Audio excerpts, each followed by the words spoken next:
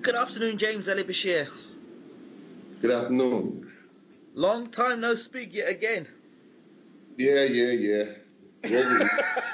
Both of us globe trotting, Yes, I know. What time is it where you are?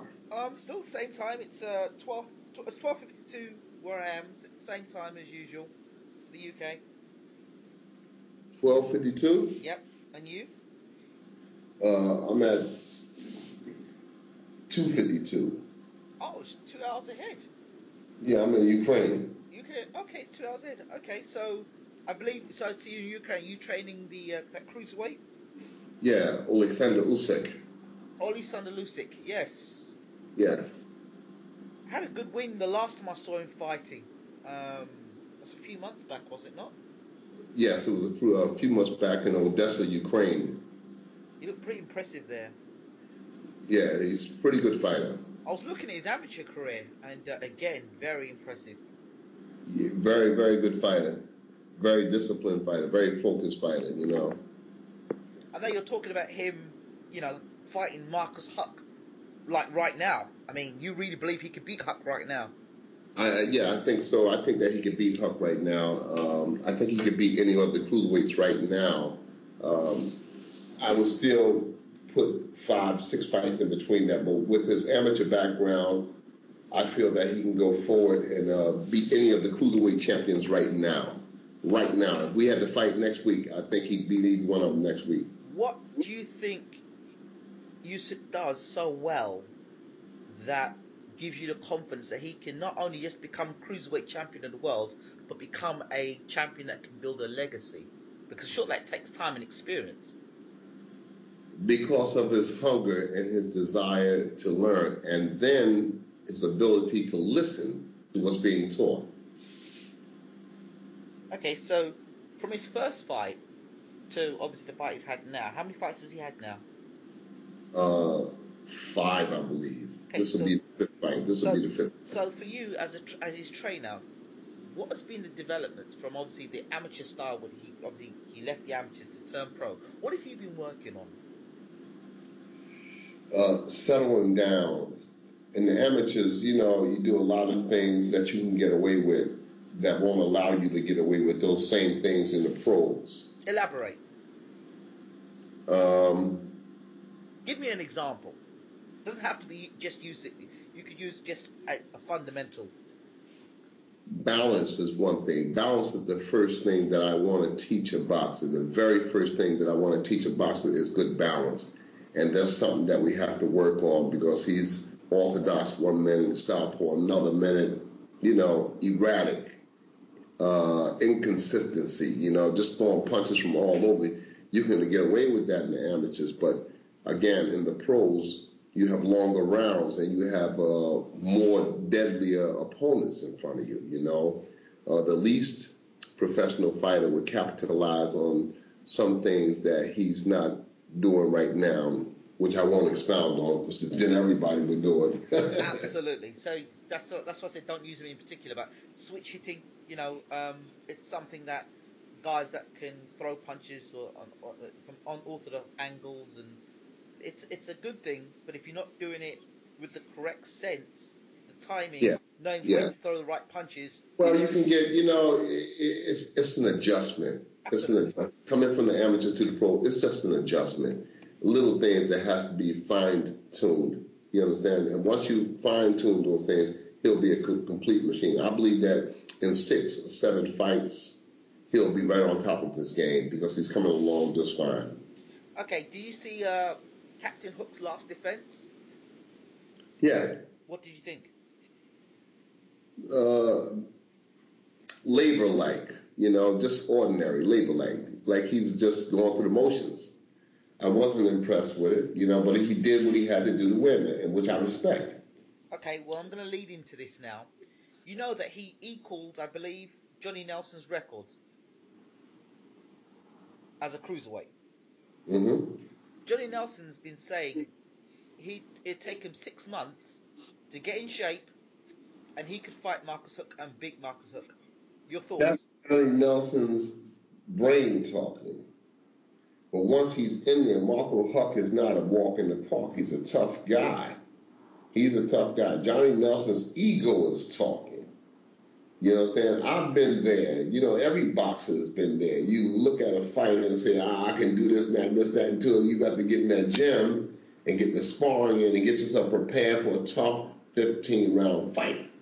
So Johnny's ego is talking. Johnny would be best served to sit his ass down and do what he's doing as a commentator. But He's out. How long has he been out? 8 years or something like that, at least. Come on, man. Come on. Don't make me laugh. I mean, there's a possibility that Nelson was a puncher. There's a possibility he can get anybody out of there, but it's not likely he's going to beat Marco Huck. No chance? Huh? No chance? There's always a chance when you can punch. When you got a good puncher in there, there's always a chance. You know, Marco Huck's been stopped by Stevie Cunningham, and Cunningham wasn't viewed as the biggest puncher at cruiserweight, but he was able to stop him with pinpoint punches and accuracy and consistency. So you can't dismiss Nelson, but I doubt very seriously if he can come 8 months, 6 months training to get back. Come on. Would you pay to watch that fight? Would it interest you? No, it wouldn't. I'd have to hear the news the next morning from guys like you and say, "Oh, you should have watched the fight." So you wouldn't advise it? No, I wouldn't advise it. I just wouldn't advise it, because if I'm Marco Huck and I'm Marco Huck's brain trust, we're not letting this guy who's been sitting down, who's got cobwebs, spider webs all over his ankles, going to come in here and beat us. Hell no, we're going to get in trouble. We're going to run his ass out this ring. As soon as that bell rings, we're going to be on him like crazy glue. And you know what? We're going to make him quit in that fight. That's how bad we're going to beat him. Okay. What's the plan? Hit him everywhere that he hasn't been hit in 8 years.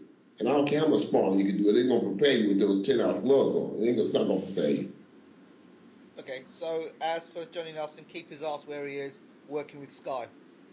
Yeah, smart thing to do. Where would you have rated Johnny Nelson when he was cruiserweight champion in his peak, compared to Marcus Huck? Johnny Nelson, it's hard to say. I wasn't that into him, you know. Right. I watched a few of his fights. Pretty good puncher, pretty good boxing style. Awkward, you know. Yeah. I found him to be awkward, you know. And when you got an awkward guy like him and a guy like David Haye, they can hit you from any angle and hurt you, you know. So you always got to be wary of those kind of punches. But I'd have to go back and maybe the next time we talk, I'll sit down and I'll watch some of Johnny's fights, and then I'll get back to you on them. Okay, while we're at it in the cruiserweight division, I've got to talk about this man, the Haymaker, David Haye. Mm-hmm. As you know, he's on the comeback trail. What would David Haye have done with Marcus Huck? Knocked him out. He knocked him out. No problems. He would have had, like I said, Marcus Huck is a tough guy in his mentality. Right. He's a rugged guy in his mentality. Right. And he's not going to lay down for anybody. You're going to have to knock him out. Okay. And one other cruiserweight, dare I say, the greatest cruiserweight of all time, Evander Holyfield? With Huck? Yeah. Please. Evander Holyfield, I can definitely tell you what would happen. Evander Holyfield would break Huck down in 4 or 5 rounds, knock him out 6, if that long. Evander Holyfield was just an all-around good fighter. Mentality, with physical attributes, good puncher, not great puncher, but good puncher, because he was so consistent and had a good chin. He just had a complete package. It was just so much to fight Evander Holyfield. You'd have to really, really, really be on your A game to fight Evander Holyfield and go the distance with him. Now I was reading the Facebook. There's lots of postings on Facebook. Somebody put Evander Holyfield as the cruiserweight and David Haye as the cruiserweight in their peaks, and said that David Haye would have beaten Evander Holyfield. Your thoughts? No, he'd have got knocked out. David Haye would have got knocked out by Evander Holyfield. Holyfield, again, he just brought too much to the dance. He was aggressive. You know, he was aggressive. He put together combination punches very, very well. Had a good chin, had a good heart, had a good movement, good speed at cruiserweight. He was a monster. No. I don't see it. I don't see David Haye being in that fight in those 6-7 rounds with Evander Holyfield. No. Okay, did you hear the news that David Haye is split from his longtime trainer, Adam Booth? I heard. Yeah, I heard. What are your thoughts on that? My thoughts is that they've had a long, illustrious and profitable relationship. So if David decides that, hey, I want to go over and work with Al Heyman and them, then I would expect that Adam Booth would shake his hand and say thank you, and keep it moving, It shouldn't be no bad feelings between them because business is business.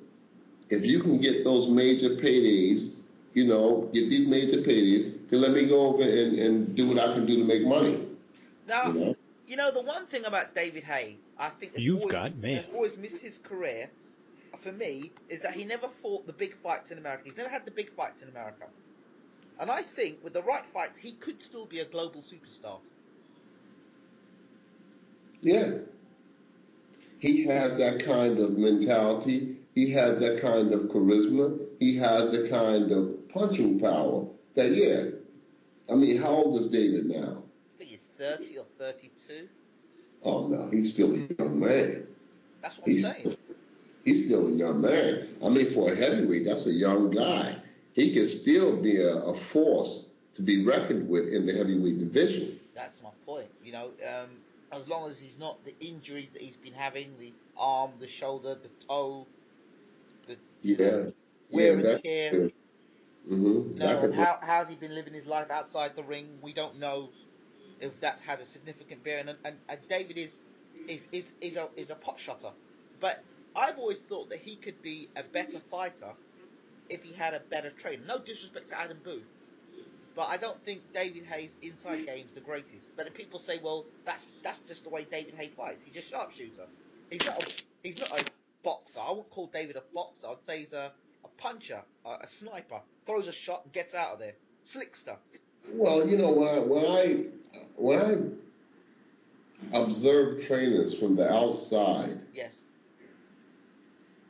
pay-per-view, televised fights, right, Sky, ESPN, etc., I pay particular attention to trainers in an effort to understand their logic and to try to take something from those trainers that I can use and incorporate my own game as a trainer.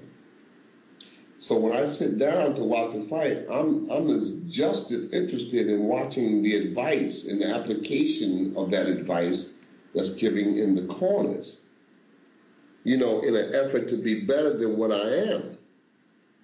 And when I sit down and I watch Adam Booth, I don't get that.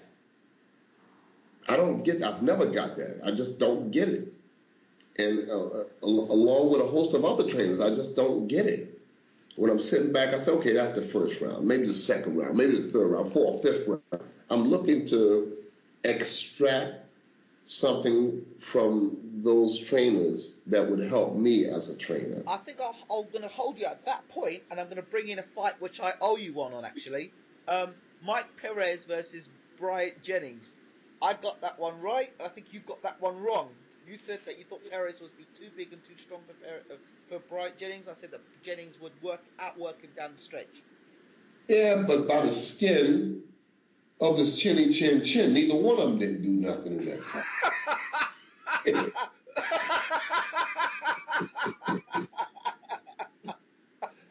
I was almost right. The fight was almost a draw. The referee did the 1 point thing and made him a winner. The referee made the difference. But Perez was doing a hell of a lot of holding because I don't think he was as fit as he should be. Yeah, but like I said, trainers make all the difference in fighters. Fred Jenkins? Brian Jennings? Fred Jenkins and Fred Jenkins with Brian Jennings speak for itself. He's got Brian Jennings to the dance. Absolutely. But I wasn't talking about Fred Jenkins and Brian Jennings. I'm talking about the other corner. I'm talking about Perez. Yeah, in the other corner. Yeah, that's why I'm holding that point with you. I mean, you know, come on. The way the fight was fought was ridiculous. It was ridiculous, you know. I think, and no disrespect to Adam Booth, and from where I'm sitting at as a fan and as an observer, he's more like a philosopher than he is a teacher or a trainer. You know, he's like a boxing philosopher. I think he's got a master's in psychology or something like that. Yeah, well, he need to go back and do some psychology because it's not. I mean, you can't bring that into boxing. That kind of stuff makes a mockery out of boxing, because I didn't see anything that he was giving Perez in that fight that was going to help him win that fight. First of all, I never heard him say to Perez, cut the ring down, make the ring small, and punch to the body. How many shots did he land to the body in that fight? Very few. Very, very few. I would think that he would have had him punch into Jennings' body more. He had room to do it. Punch to the body. Punch to the body in the early rounds, and then maybe go up top after 5. But Perez, I've worked with him. You know, I worked with him for one fight, the Travis Walker fight. And I know that the guy can crack. He can punch. But you've got to have somebody in there that's going to get his attention, because he wanders. Perez will wander. He'll wander right in the corner. He'll wander his mind. You got to get somebody to get his attention. Right. And that fight got away from him because little basic things like cut the ring down and punch to the body, you know, and then punch after Jennings punch. He wasn't punching after Jennings. Jennings was punching, move away with he wasn't being taxed. So does that make Jennings a better fighter, or does that make Perez inadequate because he didn't have a decent trainer in his corner? A little of both. A little of both, you know. I mean, like I said, Fred Jenkins has gotten Brian Jennings to the gate, but Brian Jennings, I mean, I don't see that he's ready for that top level yet. I mean, can you imagine Brian Jennings with a Vladimir Klitschko? No, I can't. I don't even see that fight going past 3 rounds. Brian Jennings with Vladimir Klitschko, I don't see it going past 3 rounds. I think he'd get hurt really bad. But there's 2 other titles out there, I believe. I think there's a WBA title was Frezequendo's got, I think. Oh, Frezequendo fought Frezequendo, what's the guy? You know what I'm talking about, not Frezequendo, the other guy. Shagayev, yes, Shagayev. And then you've also got the WBC route. Shagayev. I mean, come on, that's what I'm talking about. You know, when history, I mean, that's why you say that this guy's got 8 times, that guy's got 6 times. Come on, man, come on. I mean, you're going back to Armstrong and Robertson and these guys. You had a featherweight division, you had a lightweight division, you had a welterweight division. You didn't have all those junior money-making divisions. Those divisions was created to make money for the organizations. Right. The people got to understand they were created to make money. You know, super middleweight. You was a middleweight or you were a light heavyweight. End of story. But you got a guy like a beautiful fighter, like a tough guy like Andre Ward, and there's some kind of haggle about him moving to 75. Give me a break, man. Come on, the guy is a light heavyweight. You're either a middleweight or you're light heavyweight. And in them days, who cared? Henry Armstrong fought for the welterweight title. I think he was 133, 135 at 5'6", 5'7". He's 133 when he fought for the welterweight title and won it. And then when he challenged for the middleweight title, he was only 144, 145 when he challenged for the middleweight title, which is 160. And that fight was a draw. Many people that was watching the fight to this day said that Armstrong really beat the middleweight champion. Okay, while we're talking about fighters and different weight divisions, Floyd Mayweather last night, masterclass performance. Listen, like I said, Floyd Mayweather, the best ever, better than Robinson. I won't go as far as that. You didn't hear me say that bit. I was going to say that because I'm a Sugar Robinson fan, so I wouldn't go there. Wait a minute. Robinson, Armstrong, Ali, Pryor, Leonard, the best ever? I think not. I think the best businessman in boxing ever is Floyd Mayweather. Absolutely. Because he got people to pay $67 for that bullshit last night. All right. Oh, hold on. So it's TBBE or TBEME. The best businessman ever. Quote James Ali Bashir. Yes. Yeah, but I said, do you know how much hate I got for telling people this fight will be a cakewalk for Floyd Mayweather? I said I said the same thing. I said the same. Any quotes that I made on the fight, I said the same thing. Floyd only fights rematches when he said, "Okay, I got this guy's number. I got his number." I got his number. I knew that he had his number when he took the rematch. And Floyd, to Floyd's credit, yeah, he's always in great shape, mentally and physically. You never hear, "Oh, my thumb was hurting," or "My toe was hurting," or "I got hurt in sparring." You never hear that. He comes into the fight immaculate shape, mentally, physically, ready to go.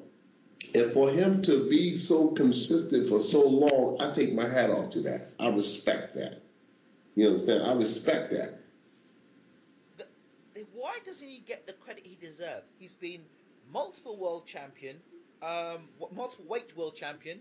He has fought the best around, bar Manny Pacquiao, who's been knocked out by the guy, Marquez, who he put a boxing display on. You know the Marquez fight? Marquez was about to get stopped the next round of that fight. And he came up with the knockout punch to get rid of Manny. But Manny was about to stop Marquez in that fight. Marquez was ready to sleep himself. Right. Manny was beating on him, and he got hit. He got caught. That's the nature of boxing. All right? But the fact that it has taken this so long for Mayweather to fight Pacquiao is ridiculous. It's like I said, Roy Jones, as great a athlete boxer he was, is still going to haunt him. You didn't fight Nigel Benn, Darius Mikushevsky, Chris Eubank, Collins. You didn't fight those guys. In the years to come, with all the great achievements you had in boxing, they're going to say, that's a page that's missing in this book, a whole page. And with Floyd, it's always going to come back. There's one page missing in your book. You didn't fight Pacquiao. When you fought Shane Mosley, yeah, you fought Miguel Cotto, you didn't fight those guys in their prime. And this is going to come back to haunt you. I mean, he's a great fighter. No, I'm not taking away from him. Yeah. But he did not fight those two guys, Miguel Cotto and Shane Mosley. He didn't fight them in their prime. Hold on. But what about Canelo? He fought Canelo in his prime, did he not? And everyone's talking about Canelo. No, in his prime. He's not in his prime right now. Canelo's not in his prime right now. Are you serious? This guy is still learning how to fight with all the KOs he got. Canelo Alvarez is still learning how to fight. Canelo Alvarez, and I give Floyd credit for making a good, again, business move. Because my thing is, get him before he gets better. And Floyd got him before he can get better. Canelo Alvarez is still green. Okay, 2 fights I think Floyd could have and win. Amir Khan, because of his chin, and Danny Garcia.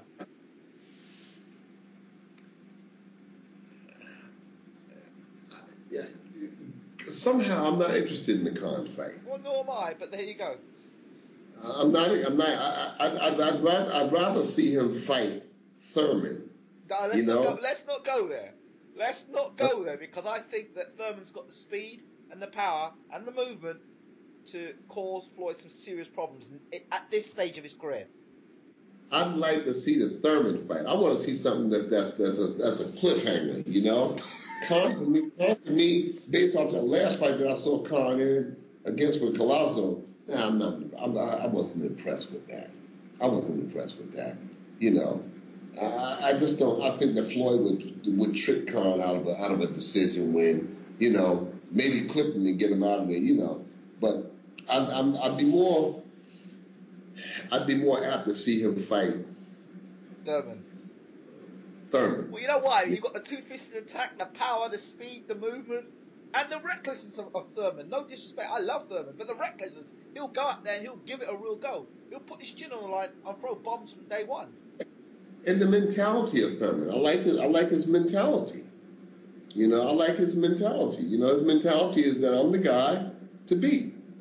And that's what you need in a sport like boxing. You got to have that I'm the guy to beat mentality. If you don't have that, then you're in the wrong sport. You know, I mean, Khan, I'm just not sold on him. Okay, another guy who I didn't think actually won the fight was Kell Brook against Sean Porter. I gave Kell Brook a lot of hell beforehand. A lot of people saw that I gave him a lot of hell, and I gave props because he did better than I thought he did. But I just thought that Porter was threw more punches. He had more work rate, and I've seen many fights in America where guys who throw more punches win fights. Yet in this fight, Brook won the fight, which I gave more credit for doing. Where does Kell Brook stand in all this, and what do you think of his performance? I think Kell Brook applied himself accordingly in that fight. I thought that he placed punches when he needed to punch and tied him up when he needed to tie him up and split away from him. I thought he educated Sean Porter in that fight. Right. He gave him a Marcus of Queensberry rule, etiquette. This is etiquette. Fuck, take that and sit down over there. He just schooled him. He schooled him, and he wanted, you know, with clear, clean boxing. You know, I thought, you know, and I'd rather see Mayweather and Brook than to see Khan and Mayweather. You know, that'd be interesting. Or either Brook and Khan on the undercard to Mayweather and Thurman. Oh, wow! What a pay-per-view that would be, eh? Yeah, I mean, come on, get the people some money back. You know. Get the people some money back. No, it was something with the money that we already spent. On the subject of money, I've got to turn it back. You know I'm going to go there. Vladimir Klitschko. Don't you think he owes people a lot of money? Let's go there. Come on. You know I'm going to go there. Yeah, he's a man owes a lot of people a lot of money. No, I think that. I don't think that Vladimir owes money. I think their opponents owe the people money. The opponents is the one that owed, you know. Speaking of opponents, Shannon Briggs. Anthony Joshua was in camp with us. Well, I was going to come to that point. We'll come to that in a minute because I want to clear this thing up about Shannon Briggs, and then I'm definitely going to go on to Anthony Joshua. Shannon Briggs, can you clear this up for me, please? I heard a story, and only a story, that Shannon Briggs is being sponsored to run around America and run around Europe to basically hound Vladimir Klitschko into a fight. Now, I'm sort of like you came to me first about the story a while back that Shannon approached you with 1 million, I think, euros for you to train him in the opposite corner of Vladimir Klitschko. Now that was way back. And then Briggs has been running around with his shirt off and I'm strong and I'm big and I'm this and I'm that and let's have a fight. And it seems to have kind of escalated since our discussion about that way back in, I think it was May time. So where are we with this now? It doesn't bother me. I've told Vladimir himself, it doesn't bother me because I'm not angry with Shannon Briggs for trying to make his money. You know, that's his technique. He's trying to make his money. Let him make his money. You know. Okay, look, if Vladimir gets past Pulev, and we'll go there as well, are we going to see Shannon Briggs next? Is that the plan? At the Barclays Center? Mandatories. Vladimir Klitschko got 4 or 5 belts. He's got too many mandatories. How can Shannon possibly justify being put into the mix? It's not going to happen. I mean, like I said, Shannon is my friend. Yeah. But he's got to understand that Vladimir's got these mandatories. Unless there was a screaming public demand that said we want this fight, then maybe the sanctioning body would give him a pass and say, okay, you can have a freebie fight. Okay. The two guys get into a scuffle somewhere. Vladimir and him get into a scuffle. I don't know. And then, you know how hype is? All it takes is one scuffle, and before you've got a big fight on. That's boxing PR, isn't it? You see it. You said it. You know. All right. I'm just out of the loop on the whole thing. You know, Shannon, like I said, is doing what he got to do to make his money, and Vladimir is You've got mail. not obligated to respond. What is Vladimir's take in all that's going on at the moment in terms of Shannon Briggs? When you're in camp, what does he say? Vladimir has a poker face, a poker mentality. You know, he's in camp and he's focused on the fight at hand. He never says anything about Shannon. Not one thing about Shannon. Not one thing. Right. Okay. My spider senses are tingling here. Something doesn't quite weigh up, but I'm gonna come back to it at some point. Anthony Joshua, the Olympic champion from the UK, he's making big waves over here, knocking people out. Had a very good win last night. Did he just have a fight? Last night by knockout. The guy that took Price 10 rounds, Joshua destroyed him in 3 rounds. Ulrich? Yeah. Ulrich went 10 rounds with Price in his last fight. I think he dropped Price as well. And Joshua blew him out in 3 rounds. Mm-hmm. So tell us, how was the sparring with Joshua and Klitschko? Very good. Very good. It was very good sparring. I'm telling you, very competitive sparring. Yeah? Yeah, very competitive sparring. What can you tell her? How did Joshua do? Like I said, it was very competitive. I mean, it wasn't like the champion just ran over him. The champion had good sparring from him, you know. Right. Joshua stood up. And, of course, Joshua, I was working in the corner with him, and he told me that he didn't want to disrespect the champion. I said, well, you better get your boat up and running because the champion is coming, you know, so you better start boxing back. He didn't really want to box, do anything that he thought would be disrespectful. Right. But my job is to implore him to be as disrespectful as you want to. Because if you don't, he's gonna knock your head off. All right, that's what I told him. You gotta start fighting back because not that Vladimir was running over, but Vladimir was hitting him with some good shots, and Joshua wasn't trying to answer. But then when he started answering, it was very competitive boxing. It was exactly what we wanted. So from where your standpoint, obviously you can see things. You've got mail. You can see things from a different point of view in terms of you can see from a trainer. The behind the scenes, the dynamics that us, the public, don't really get to see.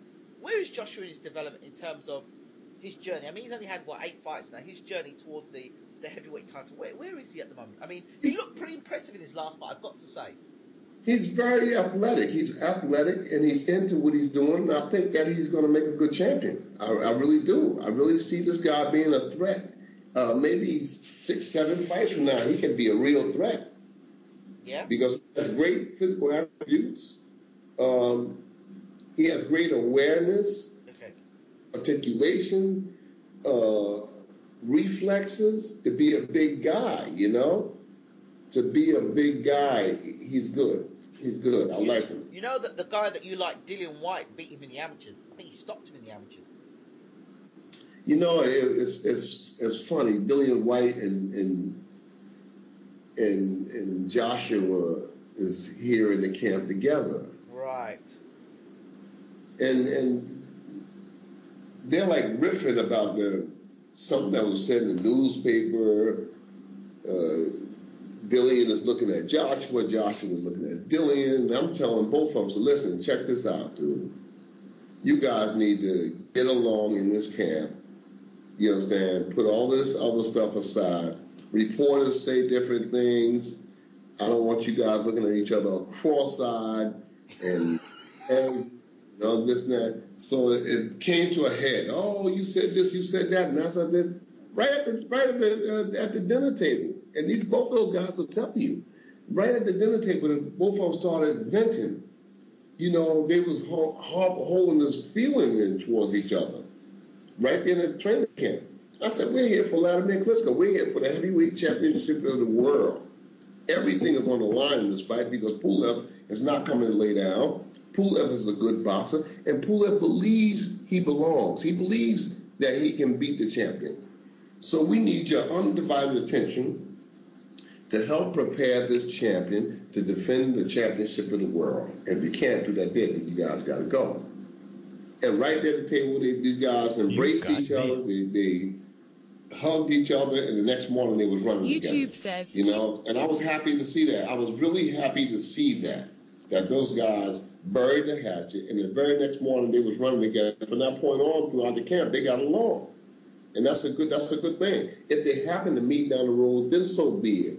But that was no place to be venting. You know. So those two guys, I mean. Did they? Was there anything that they wanted to settle in the ring, have a sparring session inside the ring? Was any of that, or was that just cut dead because of that? No, Kevin Johnson sparred with Dillian, and he sparred with Joshua. But Joshua and Dillian never sparred each other. Kevin Johnson, what is wrong with that guy? He's got so much talent, but. Well, yeah, you know, I may be training Kevin Johnson. Okay. You know, I may take over the trainership of Kevin Johnson. He and I spoke about it. We'll be together again in Klitschko's camp, in the return camp. He did an immaculate job boxing with Vladimir. And so he did so well that he'll be invited back. Dillian will be invited back. Joshua will be invited back. And I got to tell you, with the three of those guys together, it's never a dull moment in a training camp. I'll tell you that right now. God, dog. You know? But the harmony balanced out very well with the three of those guys. It's never a dull moment with the three of those guys around. Joshua, Dillian, and Kevin Johnson. Right. Never a dull moment. And I loved it. It was one of the best camps that we ever had, you know? So in terms of, I mean, there was a statement that was made last night on Sky Sports by a couple of the commentators. They said that Joshua is fighting better opponents now than Deontay Wilder's fought in his career up to this point, and he's fighting for the heavyweight championship of the world. Your thoughts? Perhaps so. You know, when you put it on paper, yeah. When you put it on paper, yeah, I would say so. So in terms of punch power, who punches harder, would you say? Joshua or Wilder? I never worked the mitts with Wilder. Right. But with Wilder, I can see is a good right-handed puncher, but Joshua is a good puncher with both hands. Right. And Joshua is in possession of a better heavyweight build. Right. As far as heavyweights, I mean, calves, thighs, ankles, waist, buttocks. He's in possession of a. Wilder to me is top heavy, but in the bottom he looks like a cruiserweight. Surely that will be stability issues there in terms of when he gets hit. Yeah, as well. You know, you need to have some ass and some thighs to act as shock absorbers. You know, you don't want a big guy like Joshua hitting you upside your head. All right, you don't want. That's not a good thing for nobody. So I know people talked about Joshua Wilder. How would that fight go down if it was ever made? The only thing I can tell you is somebody get knocked out in that fight in 3 rounds. Someone's getting knocked out. Somebody's going to. That I can guarantee somebody's going to get knocked out. Somebody's going to get knocked out. There's some exciting fights in the heavyweight division to be made. They're both, and then, both of these guys are about the same height. Yeah. They're about the same height. Those are some big guys, man, How do you think that... Well, Joshua's coming fast, though. He's coming up that ladder fast. Yeah?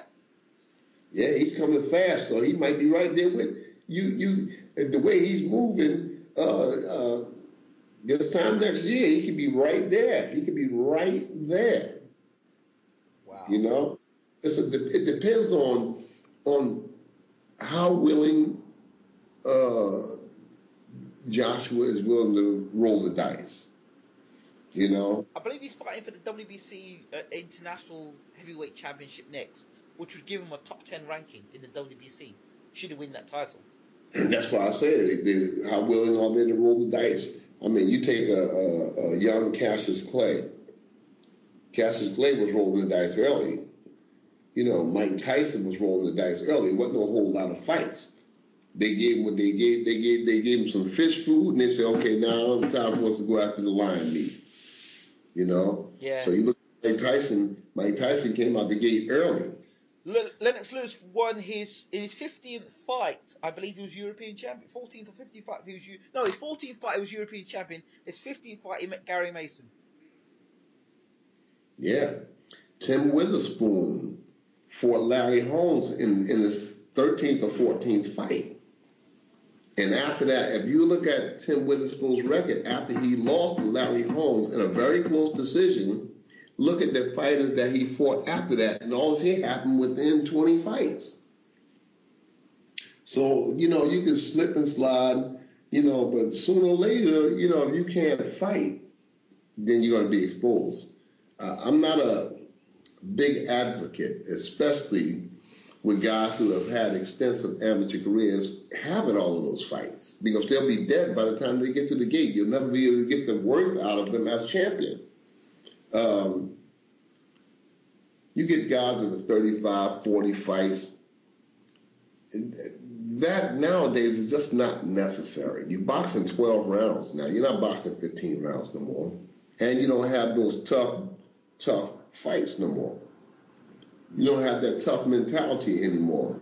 So for a guy to go out there after 20 fights and start pursuing his career as a championship contender, I can see that. I can see that now. Like I said, it's 12-round fights. You got 10-ounce gloves. In them days, I was going for it, especially when they have some kind of extensive career, Right. So let's talk about Pulev, Klitschko.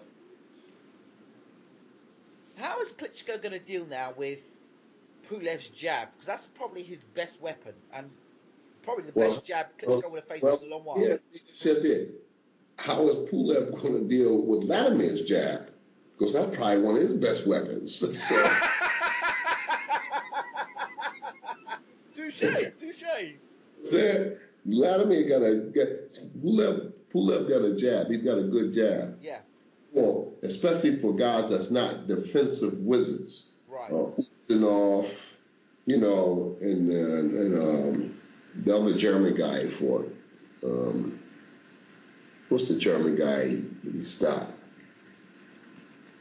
His name is escaping me.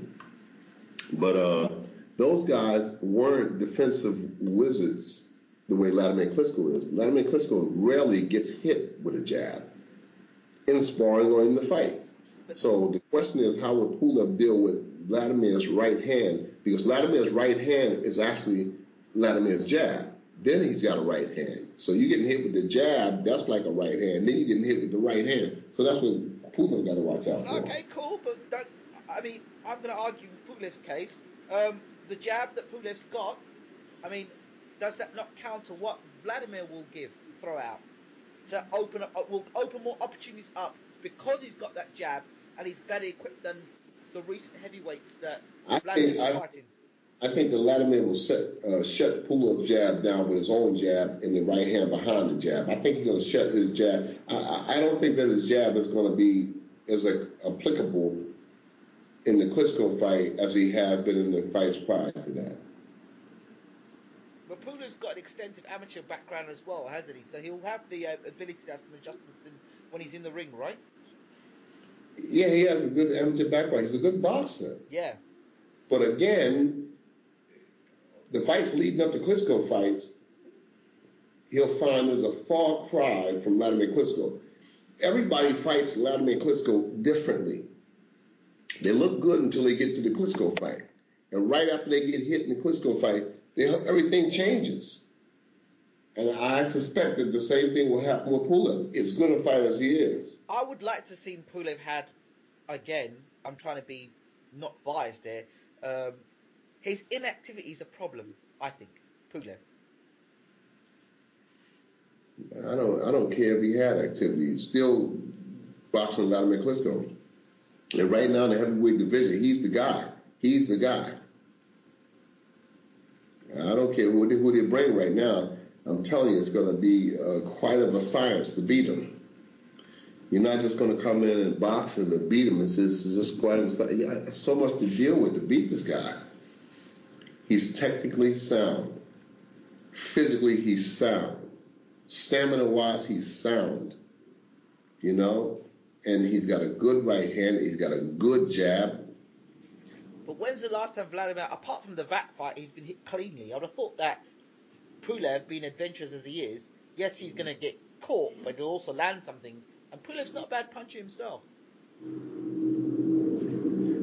Remember, with all these people saying that they got to come in, Vladimir Klitschko, they can just get to his chin, if they can just do this, they can just do that.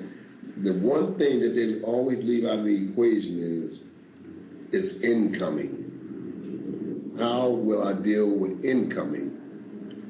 When they start dropping those depth charges on my shoulders and on my neck and on my head and on my chin. So they always leave that out of the equation and make it look like it's just a cakewalk to get in on them. But like Absolutely I said, not.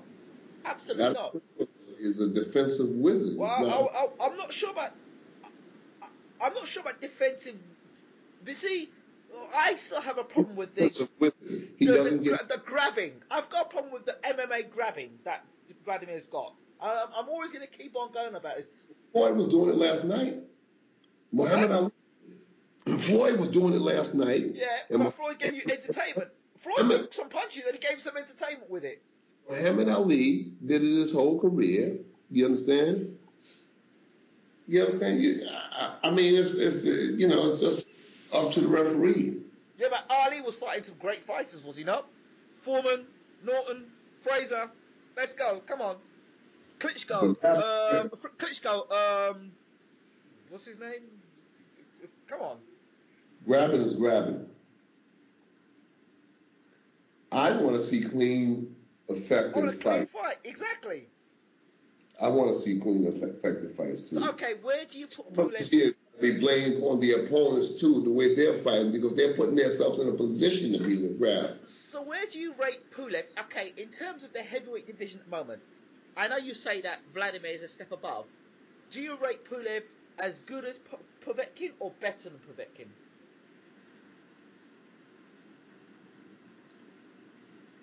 I think Povetkin is tougher than Pulev, but I think Pulev is more sound technically than Povetkin. So I'd put Pulev above Povetkin.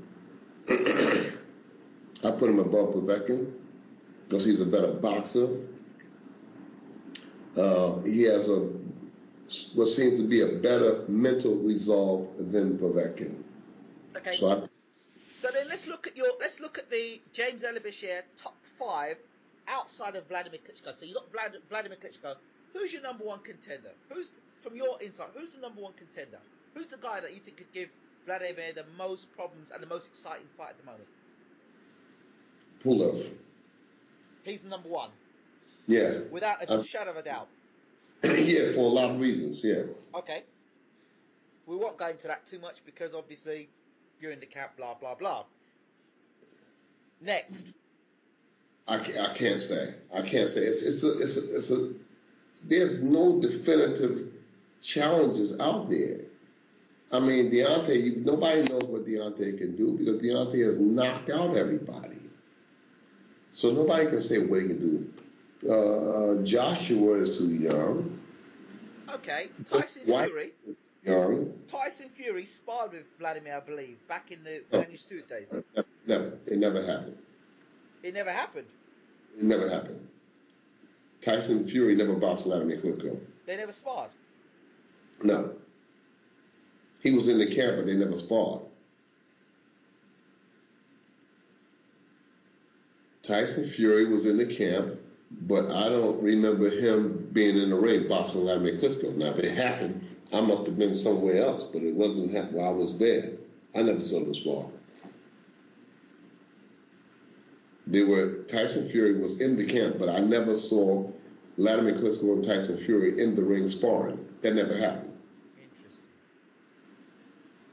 Okay. So where would you put Tyson Fury in terms of height, reach, dimensions, hunger, desire? Tyson Fury, I think his bus is about to miss the stop. You know, when you miss that stop on the bus, you usually get back to your destination too late. All right? So he needs to get off the bus now and make his presence felt. And if he doesn't get off, but I mean, it's not all to his own accord. You know, I mean, David Hay pulled out of the fight. You had Chisora pull out of the fight. They're fighting again November 22nd. November 22nd. So, I'm not blaming. So that's Tyson's chance right there. That's his chance. If he's going to do something, that's the fight. He's got to make his presence felt in that fight. Or how he deals with Chisora will belie how he's going to go forward in the heavyweight division. This is a very important fight for Chisora and for Fury. They both got to make their presence felt in a marketable way in order to get to the fight with Klitschko. Now, Chisora, so I saw some of the sparring in camp with him, with Vac and Usmanov, and both guys, he was getting high quality sparring with Usmanov and Vac. Does that make his chances any better or any worse against Tyson Fury? That, of course, for those kind of sparring partners, it's going to make it better for him. It's going to show him how to deal with something, because those guys are not the run-of-the-mill sparring partners. Those guys are pretty tough sparring partners. They're pretty tough. They're pretty good for that job. So if he had Usmanov and Wack there, you know, that's big news. So who would you go with for the rematch? Chisora Fury in November. If I had to put money up, if I had to go to the gate with money, I'd bet that Fury would decision Chisora. Right. But having said that, I don't want to be disrespectful to Chisora, because again, preparation will mean a lot in this fight. Right. If he can learn how to deal with that range that I believe that Tyson is going to employ against him, if he learns how to deal with that range, and I suspect though he's going to have Usmanov and Wack again in that camp, that's going to teach him how to deal with the range. Right. Once he finds how to deal with that range, this fight can turn into something pretty interesting, because he has the heart, he has the ability, he has the desire, so it can turn pretty interesting. Would you say that Chisora, I asked Fury the other day in an interview if Chisora was punching harder, considering the last 4 fights he'd stopped. Malik Scott dropped Kevin Johnson, stopped Gerber, and stopped Parler. So he's knocking or stopping or dropping, you know, there or thereabouts fighters. You know, he's not knocking out bums or dropping bums. I mean, you know, Malik Scott came to the UK. He was unbeaten at the time. He fought Kevin Johnson. Johnson had never been dropped, even by Klitschko. He'd never been dropped, and Chisora was able to drop him. So, is Chisora now punching harder now? Is he maturing as a heavyweight? Again, I can't say. I can't say. But I can say that his attitude, his workmanship, puts him in any fight with any heavyweight. That I can say about Derek Chisora. His attitude, his workmanship, his desires, it puts him in any fights. It depends on who he'll bring in for his sparring partners for this upcoming fight with Tyson Fury. And that will tell me what he wants to do against Tyson Fury. Okay. So they were trying to make the fight between Chisora and Pulev, and then trying to make a fight between Chisora and Povetkin. And obviously they kind of stopped the Povetkin fight from happening, and obviously they've got Tyson Fury now. How do you think that fight would have happened had Chisora gone down the Povetkin route and Fury had fought Pulev? Very, very tough fight between Chisora and Povetkin. I'm telling you, Povetkin is better than I thought he was. I saw what he did to Manuel Shah. That was, wow. I was impressed. Yeah. I'll say this, Povetkin is a better fighter than I thought he was. When I watched him in the Vladimir Klitschko fight, I saw his intent, his mindset. He's better than I first thought he was. So with him and Derek, that would be a tough fight. Two freight trains head to head, it's just a tough fight. Bermane Stiverne, the WBC champion. About him? Where does he fit? I don't know enough about Stiverne to say where he fits. Right. I don't know enough about him. I haven't observed him enough. I saw him in a couple of fights. Did you see the Arreola fight? Yeah. The rematch? I saw both fights, yeah. And your thoughts? You got a face fight. I call Arreola a face fight. No defense, just comes in and takes punches. So, you can't put much stock in that. When you got somebody in there that has ring savvy, science, they're boxing, they're blocking, slipping and countering, it's a different story. So, again, I'd have to sit down and observe Bermane Stiverne, and then I can make an assessment better. You've seen Wilder. You've seen enough of Wilder to make a judgment call on the Bermane Stiverne fight. Wilder said that he didn't have any love for me because he felt I didn't have any love for him.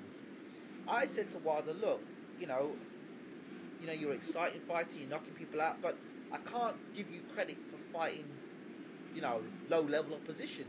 Let's see you fight somebody decent in the top 10, the top 20, and we can start giving you some praise. But he thought I was just hating on him. It's not hate. It's just the fact that I said, you need to fight some better opposition. You've got mail. And he seemed to take a dislike to me saying that. But I'm not going to say, oh, you're the greatest thing since sliced bread, or you're a really good fighter, when I don't really know what the quantity, what you're really about. Right. So, so the Bermane Stiverne fight is the fight where, we know we've got a better idea where he is in the heavyweight division. You put it like this: if Bermane Stiverne can take Deontay Wilder's right hand, then we're going to see a good fight. Bermane's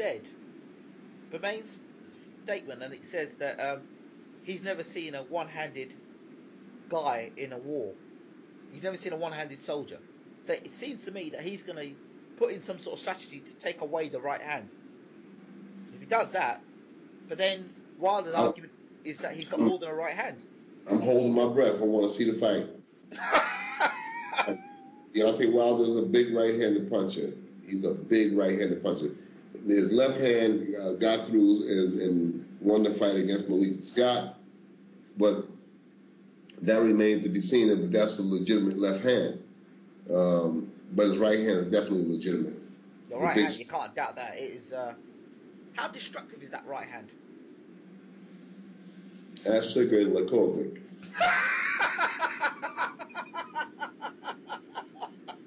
I mean, when you're talking pound for pound, I mean, like George Foreman, Shavers, Tyson. Where does Wilder fit into that in terms of punch power? You can't tell because of the caliber of fighters that Deontay has been in with thus far. Right. You can't tell. George Foreman, he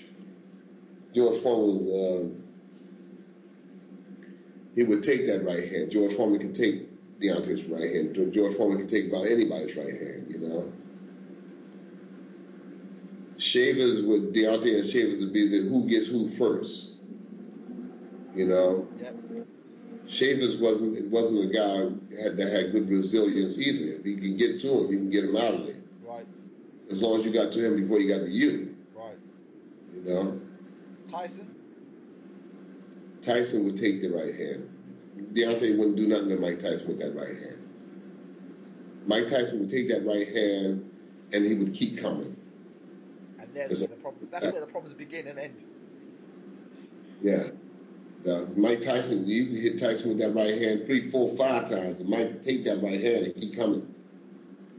The question is, would Deontay be able to take Tyson's right overhand right, Tyson's left hook, you know, Tyson's uppercut, you know, and the list goes on. I mean, Mike would put pressure on Deontay that he hasn't seen. Deontay is a good right-handed puncher, but that seems to be his forte.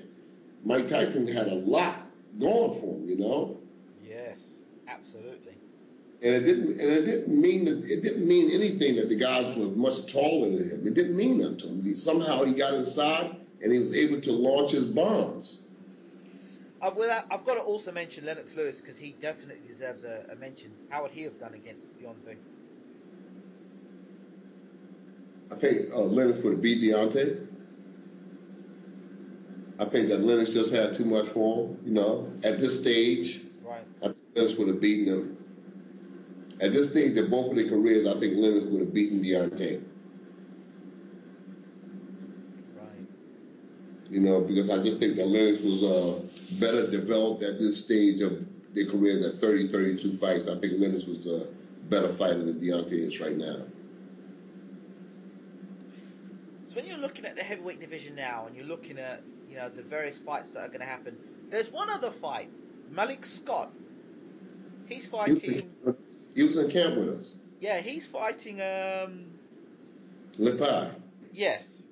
Well, I mean, obviously you were in camp, so obviously you and Malik must have exchanged a few words because, you know, the legitimacy of his knockout loss to Wilder, people are still questioning it, and Malik seems to get quite upset when it's mentioned. I didn't mention it. What do you think? Yep. I said what I said. I was upset that he had lost the fight the way he did. Yep. And that was it. I didn't say anything after that. We went through the whole camp and we worked together, you know. But he never mentioned anything about... No. One thing about Malik Scott, he's very studious when it comes to me. He's very respectful of me. Right. You know. You know, he's just one of those guys. You know, he's one of those guys. He's very respectful of me, and he allows me the liberty of being who I am and saying what I need to say from an authoritative point of view. He allows me that room. Right. He don't have to. There are lesser fighters who have less mentality that will say, "Well, you had no right to say that." You had to. Malik never does that. He has never done that in all the years that I've known him. So he's very respectful of me in that venue. He's very respectful of me. I said what I said. He heard what I said, and we went on. We worked together in the camp every single day. So how does Malik look now, and what has he still got left to offer the heavyweight division? I mean, the 2 knockout defeats. Well, I don't have to answer that. He can answer that in this fight that he had down in Australia. All in one fight, he can answer all of those questions that you just asked. And how did he look from what you saw, your standpoint as a trainer? Sharp? With boxing Letterman? Well, just, yeah, how did he look? he boxed Latimer like a guy that was trying not to get hurt in there. So he did good. He did good. He did very well. You know, people can't misunderstand that this training camp is like a get to know your brother session. You know, you need to come in there with your A game, otherwise you can get clipped and get put out of there. You know, so he came in and he boxed with Latimer, and he did a good job. But again, to answer the questions that you just asked, he can do that all in one move when he gets down to Australia with Lipai, because he's going into the Lions Den, and he needs to get really serious and really, really do his homework and really, really get that stamina in his tank, because Lipai is going to come. He's going to come, and he's going to come again. Who's your money? Or who do you think wins the fight, or how do you see the fight panning out?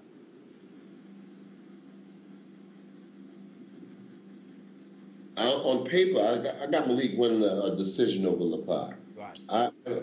I don't see Malik knocking him out, you know, because Malik is just not that kind of guy that's going to sit down and throw those kind of punches. So I see him decisioning Lipai. Okay. And he would, you know, he'd have to run away with those rounds too, because he's going into Australia. Now here's a fight that I'm really, really excited about. It's one for the ages. Bernard Hopkins against Kovalev. Sergei Kovalev for the unified light heavyweight championship of the world. One of these, it's one of those fights that just has to happen. What are your thoughts? Kovalev by decision. I'm going Kovalev by knockout. Nobody knocks out Bernard Hopkins. I think that if anything happens, Kovalev will get him by decision or split decision. Just age, you know, just old age, you know, old age. That's all that's going to be the culprit in this fight. That's what I was thinking. Otherwise, Hopkins would outfox him, slip sliding him, you know. But I think that Kovalev will win a decision or either a split decision with aggression, effective punching, you know. Hopkins is going to try to calm him out of the fight. But I think that Kovalev should win the fight. In terms of punch power, where do you rate Kovalev? I mean, I've gone on record myself personally say that he's going to be one of those pound for pound great punchers. Am I going too soon in this, or what? I'd wait. I'd wait and see. I'd wait and see. You know, because he doesn't punch clean to me. He just punches power. He's just a powerful, heavy-handed guy.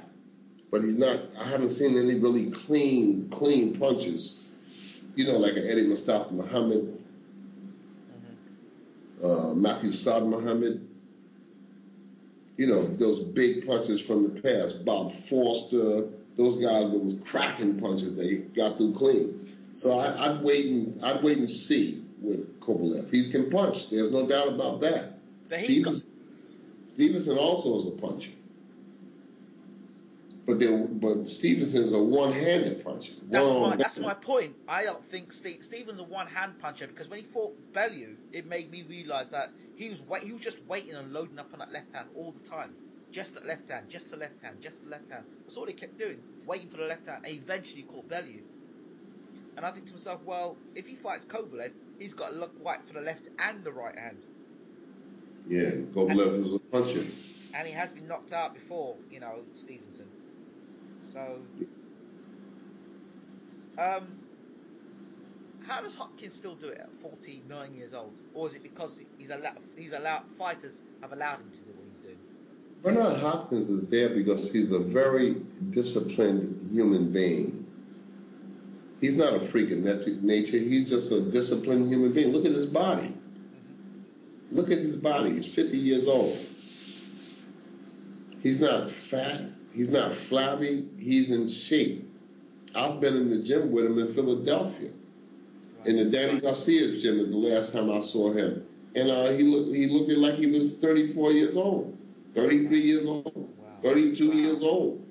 I was stood right next to him in Danny Garcia's gym after a workout, and I said, wow, this guy, and I studied his anatomy, and the guy said, this guy looks very young, you know? And that comes from discipline, years of discipline, not put it in a jar, shake it up, and it's ready discipline. This comes from years and years and years of training and being disciplined. When you look at that body, it takes work to get like that. Where do you think Hopkins stands as an all-time great?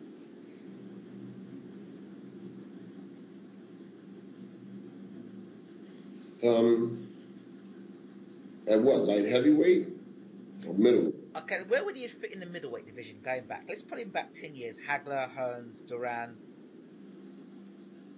I mean, because of his success rate, you'd have to put him in the mix.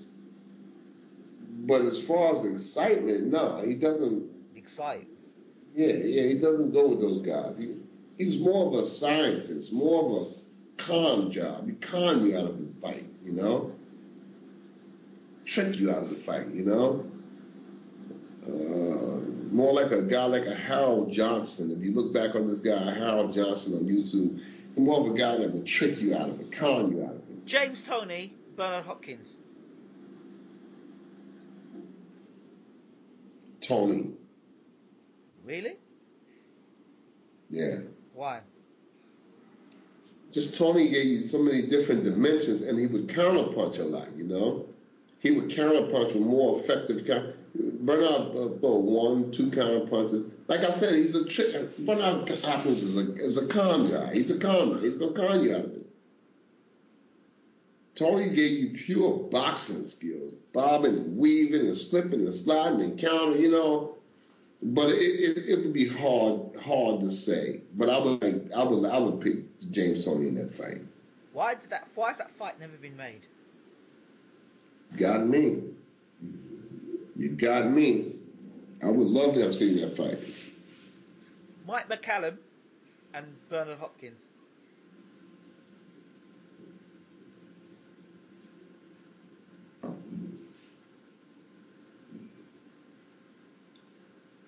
Very interesting fight.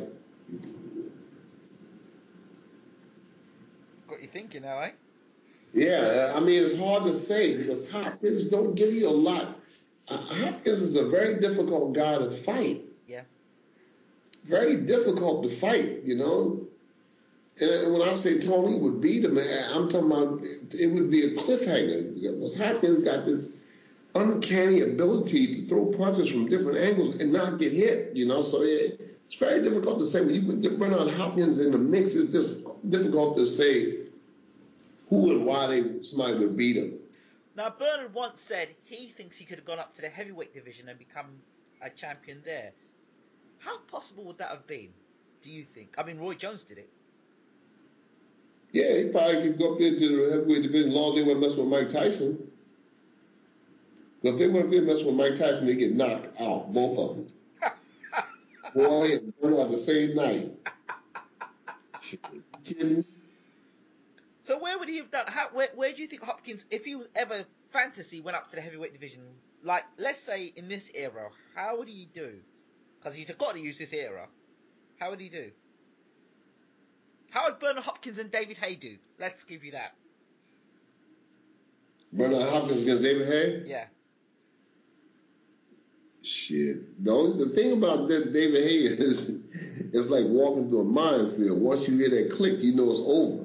Yes. You know, once you hear that click, you know, when you step on a mine, you cannot shift your weight. You cannot change the pressure that's putting on that click. Right. Not even slightly. All right. Once you hear that click, game over. You need to get a specialist in there right then and there. Right. Because they said if you start sweating too much, it will release the mine. Right. Perspiration can change your weight. They said once the weight gets changed on that mine, it's going to explode. Right. So you need a specialist with you all the time. So look, dig under the earth and get this thing, come on, do something right away. So that's the kind of fight that you be in with David Haye. David Haye throws them olive oil punches from all over the place. You don't see that shit, and that shit hit you, you got problems. All right? David Haye is a puncher. born to punch. He can crack. And I think that Hopkins could slip, slide, and stay out of the way of most of them, but I think David would catch him. Eventually. You know. Be a good fight, I think. It'd be an ugly fight. Oh, yeah. You know, there'd be an ugly fight. But Hopkins had to watch out for David Hay. David Hay just got good hand punching power. Wow. David Hay is a puncher, man. And if you can be gambling and you can be winning the fight and he catch you, it's over. So, in closing, I'm going to leave this with you. Your thoughts on one man, and I want to ask you the question from a technical standpoint, and I'm using the word technical. G.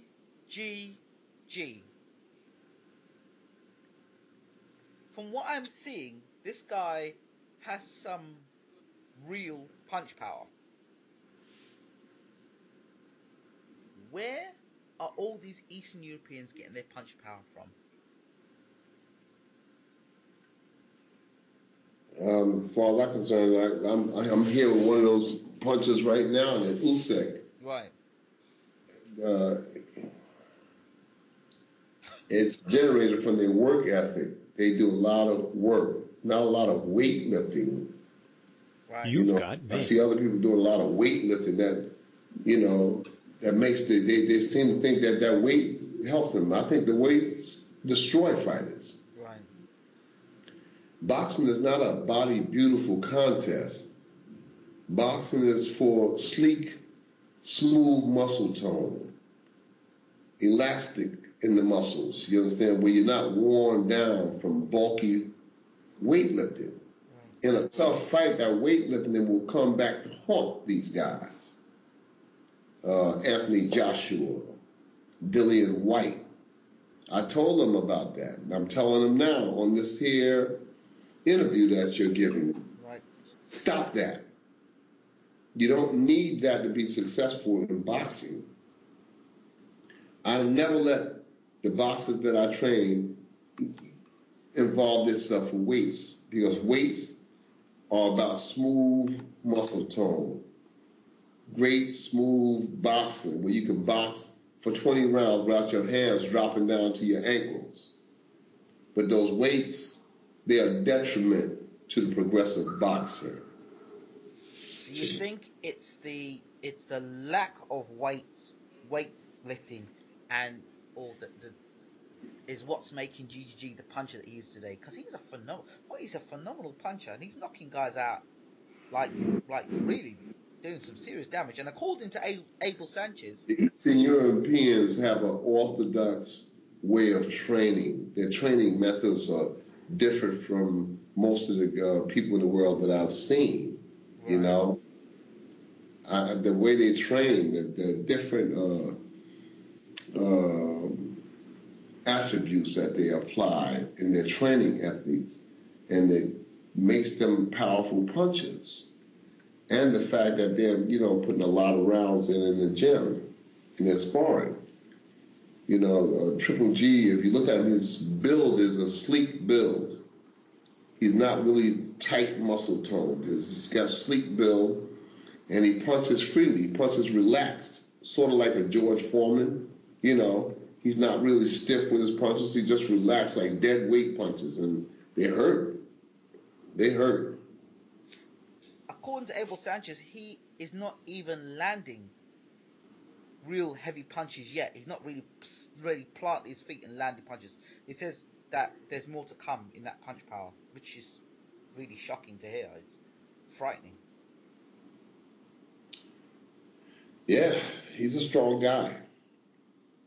And the fact that he does not mind engaging, because that last fight, he got hit before he knocked the guy out. Yeah. That's one thing about him I noticed, and I keep saying it over and over again. He leaves his chin in the air to be hit. And as much as he's throwing punches, eventually someone's going to tag him, because you can't keep fighting like that. Yeah, his chin is always in the air. His chin is always up there. This guy, last guy, nailed him. Yeah. That guy hit him with a good shot, and he came right behind and hit the guy. And the referee asked me, "Do you want to continue?" The guy said, "Hell no." A deal, yeah. Yeah. No. And the referee's like, "Hell no. I'm done. I'm done for the night. You know, I'm done." And he's one of those guys that he's not talking about. I'm feared. I'm feared. Just seeing him fight a Marvin Hagler. Wow. How would that go? I'll tell you one thing. Nobody's giving it back to Triple G. Nobody's giving it back to him. Nobody's giving it back. These guys come in with this resigned attitude, like I'm gonna lose. But I haven't seen the conviction in nobody's eyes that came in the ring like I'm gonna win. All right, I'm gonna win. I'm here to win. You know, I would like to have seen him in there with a Marvin Hagler, with a Carlos Monzon. You understand? I would like to have seen him in those fights with a Ray Robinson, somebody that was in there to win. These guys come in with this resigned look in their eyes like, I'm not here to win. Wait, don't you think that punch power's got something to do with it? Yes, it does. But I'm saying, you're coming to win the championship of the world. You've got to have some fortitude in your mind saying, I want to win. Marvin Hagler would have came in there with the attitude. Carlos Monzon would have came with it. Even Roberto Duran would have came in with the attitude that I'm here to win. I'm not here to be your punching bag. Mail. But even Mike Tyson himself has said, you can come with all the game plans you want. When I hit you, it's a different matter altogether. Right. But you can get guys, you can go back, Nino Benvenuti, Emil Griffith, and these kind of middleweights that would have said, fuck your punching power. I'm going to punch you back. You know what I'm saying? I don't care about your punching power. Wait till I hit you with my stuff. You understand? So as tough as Triple G is, you've got to have a mindset saying that I'm as tough as you are. Marvin Hagler had that. Carlos Monzon had that kind of mentality. Let's not even go that far. How about Gerald McLennan, GGG? Yeah, like that. Like that. That's what I'm talking about. That's what I'm talking about. See, Gerald McClellan is saying, just like he said with Julian Jackson. Julian Jackson was knocking out everybody, but Gerald McClellan said, look, wait till I hit you and let's see how you like it. You know? That's the kind of contest I'm talking about, that kind of contest. I think Roy Jones would have boxed circles around Triple G. Roy Jones would have never been by those ropes like that. Roy Jones would have been in the center of the ring, and Triple G would have been exhausted trying to catch him with Roy Jones. Nigel Benn, GGG. Tough fight. Really tough fight. Nigel Benn and Chris Eubank. Yeah, really tough fights. Because they had the mentality that I'm better than you. That psychic, that mindset means a lot. In a training camp, that mindset means so much. You understand? You can't have 100 people talking to the boxer. You've got to have the mindset of the fighter when you go in that ring, because it's a balancing act. You know what I'm saying? It's very fragile. You know, I've had people come in the locker room of a fight and wrapping the guy's hands, and the guy's fine-tuned, he's ready to go, and a friend comes in the locker room or a relative comes in the locker room and say, hey, man, he just knocked, just watch out for the guy's right hand, because he knocked out his last 6 opponents with that right hand.